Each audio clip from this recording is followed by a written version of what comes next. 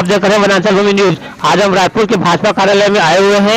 यहाँ एक प्रेस वार्ता हुई जिसमें डिप्टी सीएम विजय शर्मा ने कहा, मैं मोदी का परिवार हूँ, पहली लाठी मुझे मारो। और सभी वरिष्ठ नेताओं ने ये कहा कि मैं मोदी का परिवार हूँ, पहली लाठी मुझे मारो।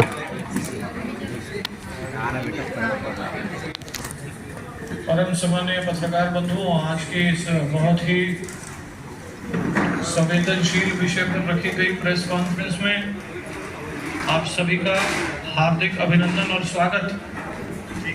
आज इस प्रेस वार्ता को संबोधित करने के लिए प्रदेश के यशस्वी उप मुख्यमंत्री, भारतीय जनता पार्टी के लोकप्रिय नेता आदरणीय श्री विजय शर्मा जी, हमारे दो विधायक आदरणीय श्री कोरसेवाड़ा जी, आदरणीय श्री गजेंद्र यादव जी, निर्वाचन समिति के हमारे प्रमुख आदरणीय विजय मिश्रा जी, और यहाँ पर हमारे सह प्रभारी आदरणीय अनुराग अग्रवाल जी भी मौजूद हैं। सभी की गरिमा में उपस्थिति है। पहली लाठी मुझे मारो। मैं हूं मोदी का परिवार, पहली लाठी मुझे मारो। मैं हूं मोदी जी का परिवार, पहले मुझे लाठी मारो। मैं हूं मोदी जी का परिवार, पहले मुझे लाठी मारो।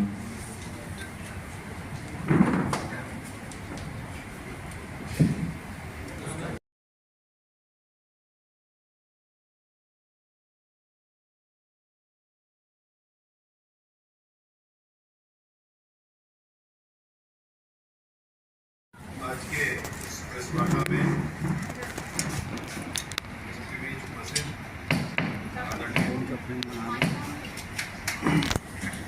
आदरणीय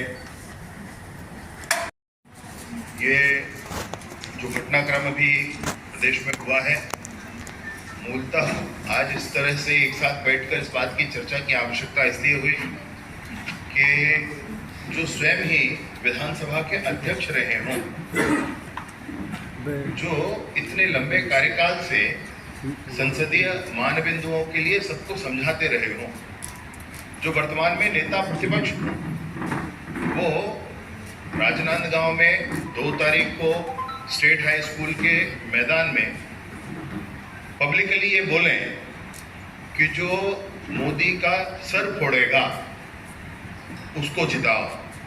और कौन? तो भूपेश बघेल जी और देवेंद्र यादव जी का नाम उन्होंने लिया। देश के प्रधानमंत्री के संदर्भ में इस तरीके से बयानबाजी, और विशेष रूप से ऐसे व्यक्ति के द्वारा जिन्होंने खुद संसदीय परंपराओं का निर्वहन करने किया है, और अब तो ये लगता है कि जो कुछ उन्होंने किया है वो दिखावा था।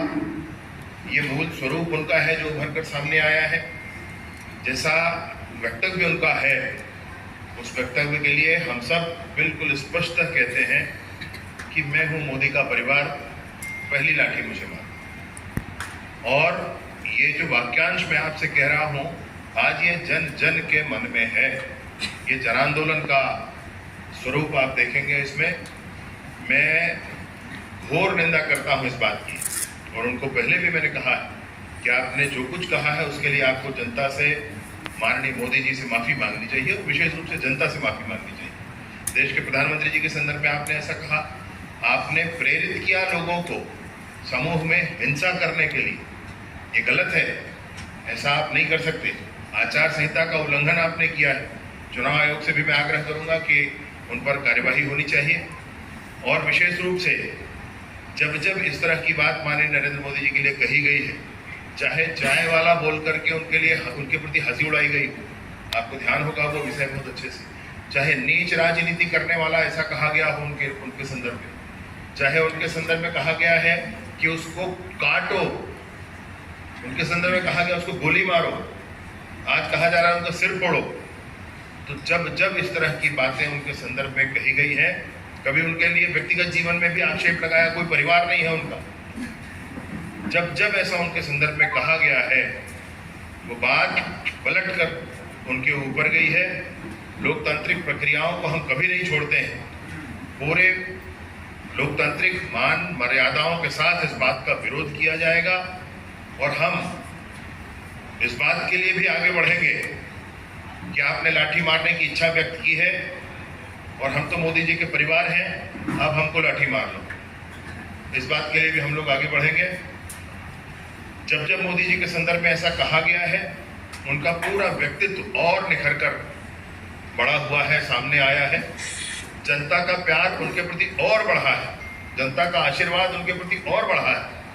और अभी जब आसन्न लोकसभा चुनाव के संदर्भ में छत्तीसगढ़ के कांग्रेस पार्टी के मुखिया जब मंच पर विराजमान हो, उसी समय भूपेश बघेल जी उस मंच पर थे।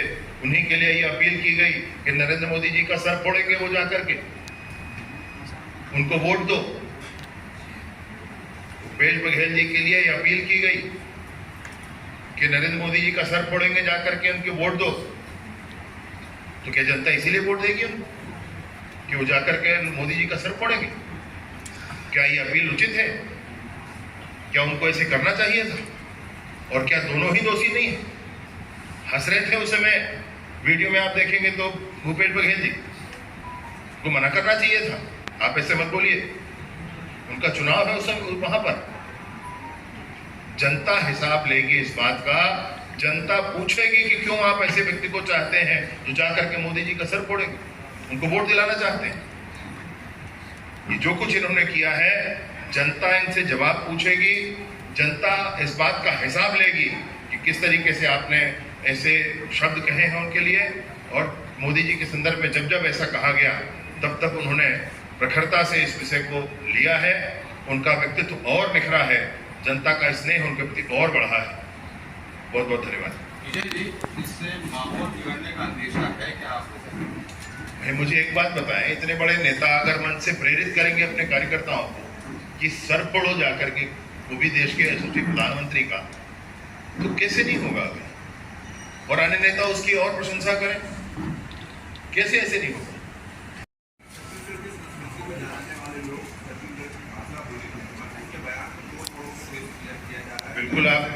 बिल्कुल आपको मैं एक बात जरूर कहना चाहता हूँ। छत्तीसगढ़ की बोली भाषा सब कुछ ध्यान में है, हम उन छत्तीसगढ़िया हैं। अगर वो ये कहते कि लाठी रख के खड़े होने वाला है, हमको आपत्ति नहीं थी। उन्होंने कहा है कि मोदी का सर फोड़ेगा। आपको सुना देता हूँ मैं, भाई कहाँ है, दिखाएं उसको एक मिनट, मैं एक बार सुना देता हूँ उसको। स्पष्ट ये बात है, मोदी का सर फोड़ेगा, ऐसा उन्होंने कहा है।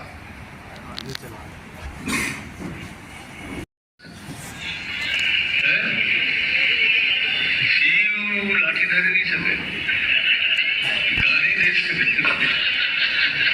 मतलब लाठी धरैया आदमी चाहिए, गाली दे सकते,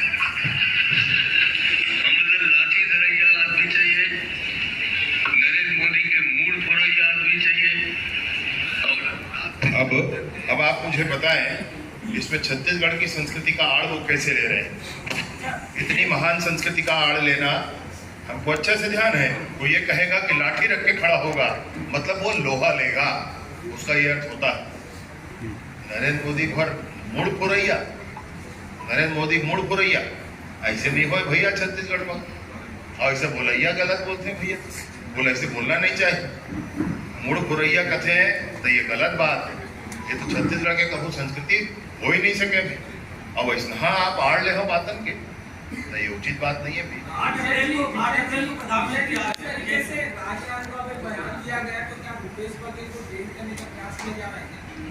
अब वो क्या वो लोग कर रहे हैं हम लोग नहीं जानते भाई। मेरे को नहीं मालूम कि क्या अपने चरणदास महंत जी भूपेश बघेल जी को हराने के लिए वहाँ ऐसा बोल रहे हैं कि जिताने के लिए बोल रहे हैं, वो हो जानेंगे। मैं एक बात जानता हूँ कि मैं मोदी जी का परिवार हूँ और पहली लाठी वो मेरे को मार ले भाई, मैं इतना ही जानता हूँ। शर्मा जी एक सवाल है, 8 अप्रैल को प्रधानमंत्री आ रहे हैं, तो उससे पहले ऐसा बयान उन्होंने दिया है, इसे किस तरह से? नहीं, प्रधानमंत्री जी का आना तो है, सारी जनता उनको प्रेम करती है। उससे पहले वो बयान दे रहे हैं या वो क्या सोचकर ये बोल रहे हैं, मैं तो समझ नहीं पा रहा हूँ। उनकी छवि लोगों के मन में कुछ दूसरी ही थी, लेकिन अब खाल से निकलकर वो असली स्वरूप में अपने आ गए हैं। वो ऐसे ही हैं, अब ये समझ में आने लगा है।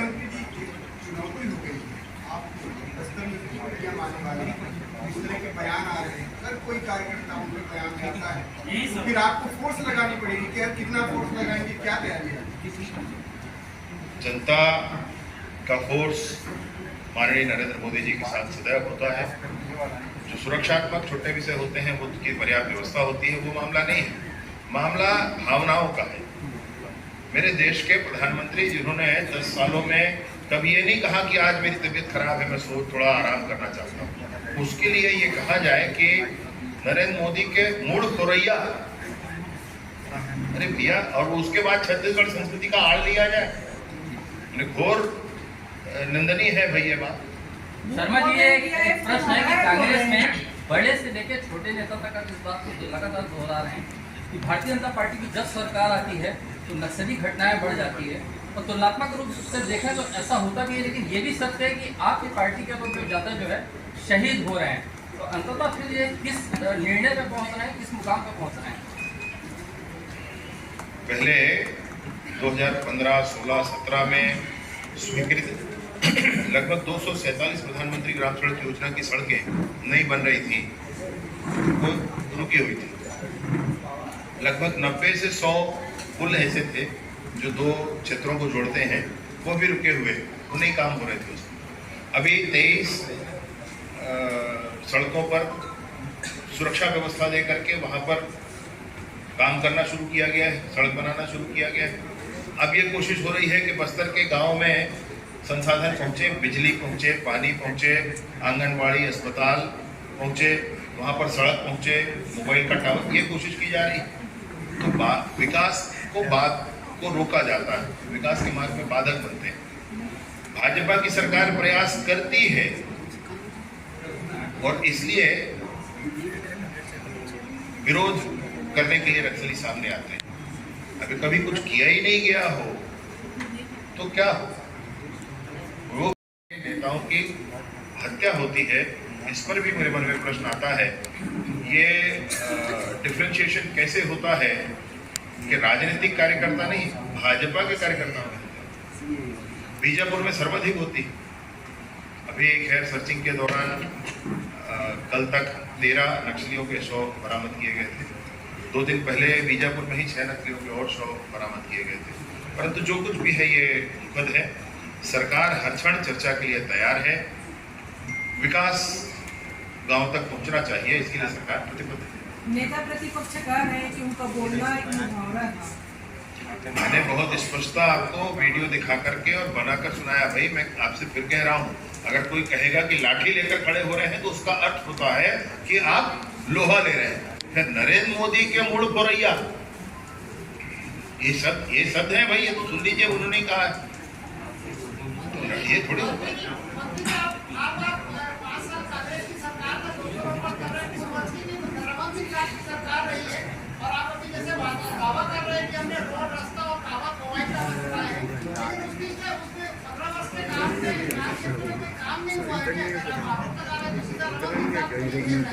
आपने मेरी पूरी बात सुनी नहीं। मैंने आपको बताया कि 2003 का एक सड़क और 2016, 17 और 18 की सड़कें हैं जिनको पूरा होना चाहिए था। ये जो 250 सड़कों का हिसाब, आप 247 सड़कों का आपको हिसाब दे रहा हूँ, उसमें एक ही है वो जो उस काल का 246 अभी के, जिसको अभी खत्म होना चाहिए। ये नहीं किया गया। ये कांग्रेस के लोग कर रहा है। राजनांदगांव लोकसभा क्षेत्र में 119 किलोमीटर का काम की जा रही है, ज्यादा लोग भरते हैं।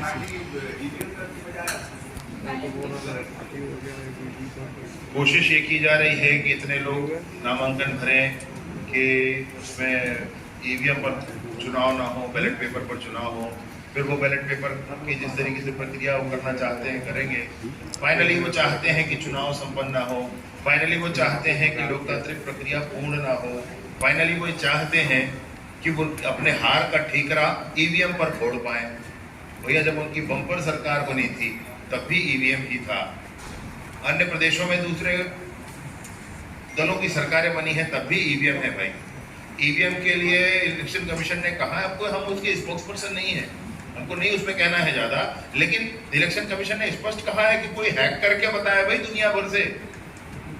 हैक नहीं करना है, लेकिन आम जनता का दिमाग हैक करने की कोशिश करना है। शर्मा जी, चरणदास जी का जो बयान है उस पर सिर्फ जनता पर आप छोड़ देंगे कि उस पर कुछ कानूनी कार्रवाई भी आगे करेंगे? देखिए, कानूनी कार्यवाही भी समाज से उठ करके आता है, उसको मैं व्यक्तिगत क्या कह सकता हूँ। परंतु ये बात जरूर है कि 2 बातें इस बात के पीछे है जो हम लोगों के हाथ में है। वह तो जनता से अपील है कि जनता इसका फैसला करे।